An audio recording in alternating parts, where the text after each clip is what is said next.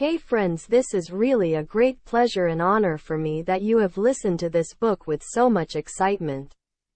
It is the grace of Lord Balaji Maharaj that he has given me the opportunity to share the audio version of this book.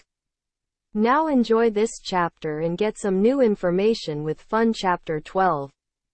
Yud Jayaga Hans Akila Kak Cheshta Bako Dhyanam, Shwan Nidra Tafin Cha Swalpahari, Gribtyagi, Vidyarthi Panch Lakshnam. Let me decode this for you. Kak Cheshta, perseverance of a crow. Bako Dhyanam, concentration of a crane. Shwan Nidra, sleep like a dog. Swalpahari, light eater. Gri Tyagi, less involvement in home matters. Vidyarthi Panch Lakshnam, student 1 are the 5 qualities of a. This means students must have these 5 qualities within themselves, and remember, we all are the students in our lives. First, a student should always make efforts like a crow. Remember the thirsty crow story? The crow was thirsty, and after flying miles and miles, he saw a pot with very less water. The crow made efforts but couldn't reach to the water, so he started adding pebbles to the pot. He kept adding them till the water rose to a certain level, and that's how the crow quenched his thirst. Do you know why he could do it? Because he was persistent enough to achieve his goal. Therefore, students should make efforts tirelessly until they reach their goals and dreams. Second, students must have the concentration of a crane. The crane is always focused on catching a big fish, and therefore he doesn't move from his place, standing on one leg, allowing small fishes to pass by to make big fishes think that there are no dangers nearby. As soon as a big fish passes by, the crane gets into action and catches it. If the crane was focused on smaller fishes, he could not catch the bigger ones. The same thing happens in your life. You know that you have one dream, a mission, a vision, but as soon as small opportunities or challenges or good or sad moments come into your life, you get diverted. You focus on those small things. This should not happen when you have a dream to achieve. You should surpass the small fishes and focus on the big ones. Then only you will achieve what you want in your life. Third, a dog in Sanskrit is called a shwan. So, if you have seen a dog sleeping, you might have noticed that even if there's a slight movement in or outside the house, within the range of the dog, it gets alert. That's how you must be in your life. If you are working on your dreams, you must be alert to what's happening around you. Alertness is required. A small fish passes by, and you are careful. You know you can let it go. As soon as the big fish comes, your focus and alertness will make you pick up the opportunity. That's what is needed out of you. Fourthly, alp means less, and ahar is food. This applies to all our senses, including taste, smell, touch, hearing, and seeing. So, each of your senses must be able to grasp good things more and unnecessary things less. Entertainment on social media should be less, and knowledge absorption should be more. This will give you the right skills and knowledge to move toward your dreams. Fifth, Gri is home. And Tyagi means sacrificing, i.e., someone who sacrifices the stay in their house. Now, it doesn't mean that you leave your house, which used to happen in the early education system when Gurukul systems were there, not now. Here you need to understand that Gri Tyagi means sacrificing your comfort zone. Home is equivalent to your comfort, isn't it? If you want to sleep, you walk into your room, get into your cozy bed, switch on the AC and sleep like a king. If you want something to eat, you order it online, or maybe your mom or spouse will make it for you. All the necessary elements are already there in your house. You need not go anywhere. This comfort zone will send your dream to the backbench, and just like every backbencher's problem, you won't be able to see the blackboard. In this case, your dream.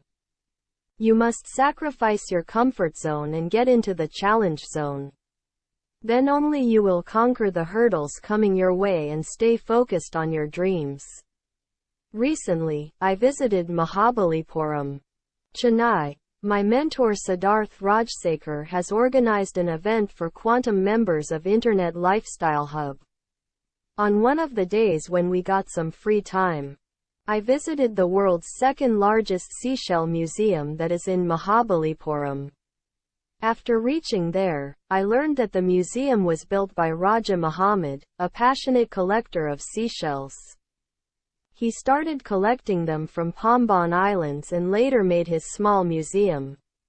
He kept adding those seashells to his museums and has collected 40,000 plus seashells from all over the world. If Raja Muhammad didn't have the passion for doing what he wanted to do, or if he had sat down at his home after getting a handful of seashells, we would not have gotten to see those rare beauties. Similar is the case of all the names who have done something in their lives. Another example that is close to my heart is that of Dashrath Manji. If he had sat down crying over his wife's loss and waiting for the government to take the right steps in building the roads, he would not have done what he did, carving the pathway by cutting the mountains. People called him crazy, stupid, and nonsense. But he continued his journey without listening or caring about what people were saying about him. He was focused. He didn't see his comfort zone and, thus, created something big. In Mahabharata, there is a very famous dialogue of Shakuni Mama, Mir Buche. Ran bbumi mine yud aram bo asi pella yuda mano bumi mine kila jata hai. This means that before the actual battle starts on the ground, you have to fight a war inside your mind. You have to get mentally prepared for what's going to happen next. You have to mind your mindset. To come out of your comfort zone, first, you have to enter into the challenge zone and then get ready for the next steps ahead. Remember, the comfort zone is the biggest enemy of success. If your enemy stays with you, what will you do to get rid of him? Stay with him or take some action. When you have a dream, small things will come your way, but remember the crane. You have to be as focused. You must not divert yourself. Make your targets as high as you can, but make them realistic. Let's say you have set a target to travel around the globe. God forbid if some extreme level challenges come your way and still, you were focused on accomplishing your dream, then at least you could travel to a few countries, if not the world. So, set your expectations high. At least you will reach somewhere in life. The only thing you have to do is stay focused on your dream. It is mentioned in Mahabharata that Guru Dronacharya was accused of favoring Arjuna a lot during his archery education. To prove his teachings right, Dronacharya assembled everyone near a river and tied a wooden fish on the nearby tree, which reflected into the river's water. He then asked everyone to get prepared with their bow and arrows as they had to hit the fish's eye. As soon as everyone was prepared to hit the fish, Guru Dronacharya asked everyone to pause the stance and ask them a simple question one by one. First, he asked Yudhisthira, the eldest son, "What all do you see?" Yudhisthira replied, "I see the wooden fish, river, trees, and some birds." Dronacharya asked Yudhisthira to lower his stance and step aside. Next was Bhim's turn. He asked the same question to Bhim, who replied with a similar answer to Yudhisthira. He was also asked to step aside. Then Dronacharya asked Arjuna, "Son, what all do you see?"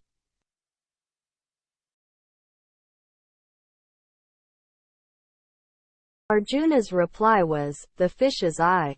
Dronacharya asked him several times, and Arjuna's reply was only, "The fish's eye." This is exactly what you have to do in your lives. Stay focused no matter what elements, hurdles and challenges come only if and when you are serious about achieving and accomplishing the dream that is only yours and no one else's. No one is going to help you. People will come and go, but your dream stays with you. Even after 30 years, it will be there for you. But by the time you realize, you might have gotten older and least interested in doing things you had once wanted to do. Your priorities might have changed, yet you would regret, what if I had taken action to fulfill my dream? So, dear friend, do not let that moment come into your life. It's painful. Take your action now. Get out of that comfort zone. Stay alert to your surroundings, and do not let any negative things or small challenges, opportunities divert you from your way.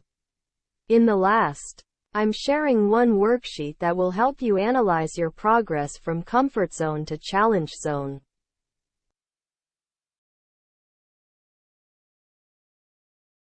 The elements are given, and for each element you have write the date when you have dreamt and then for today. So let us start. Elements to be analyzed on a scale of 1 to 10, 1 being the lowest and 10 being the highest. Fire within learning, gaining knowledge for your dream, taking action, completion. How serious are you to accomplish your dream? Now for each elements you have to write a separate entry for the following. When I started taking actions for my dream, mention the date here. Now for each elements you have to write a separate entry for the following. Today, mention the date here. Glad that you have listened to the 12th chapter of this book. But you can really enjoy this book only when you touch it with your hands. Because if the book stays close to us, many types of changes automatically start happening in our life by getting it. For this, you quickly go to the description and make this book your own. Link is available to get the book delivered to your home. Dr. Lalit Arora has also organized a special online workshop for you, for which you can book your one seat, whose link is also given in the description. Friends, you should not keep the sound flow of this book to yourself. You must share it with your friends so that there can be a change in their life too. We'll remember at least 5 friends. Please don't forget to subscribe to this channel and press the bell icon. Thank you from the bottom of my heart.